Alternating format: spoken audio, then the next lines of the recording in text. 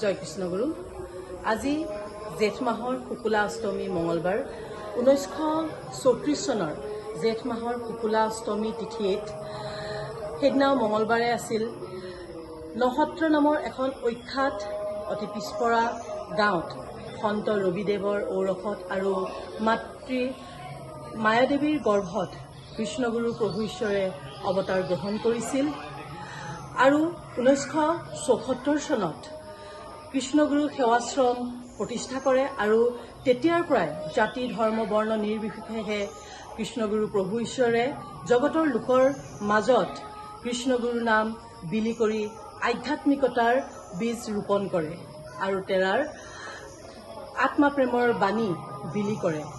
আজি গুৰু আবিৰ্ভাৱ মহোৎসৱ আমাৰ কৃষ্ণগুৰু সেৱাশ্ৰমৰ মূল সেৱাশ্ৰমৰ লগতে অসম তথা অসমৰ বাহিৰত যি 106খন শাখা সেৱাশ্ৰম আছে সমূহ শাখা সেৱাশ্ৰমতো আজিৰ দিনটো খুব উলহ মালহেৰে আৰু আধ্যাত্মিক ভাৱধাৰাৰে পালন কৰা হয়।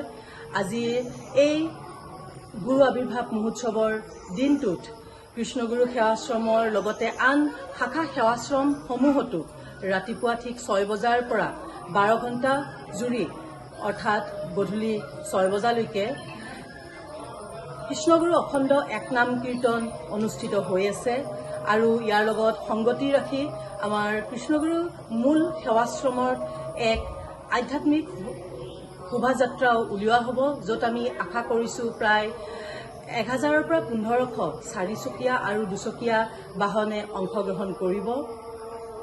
গধূলি মূল কীৰ্তনঘৰৰ ভিতৰত 91 গছি বন্তি প্ৰজ্বলন কৰা হ'ব আৰু গোটেই কৃষ্ণগুৰু সেৱাশ্ৰমৰ চৌহদ আমাৰ ভক্তসকলে বন্তি প্ৰজ্বলন কৰিব।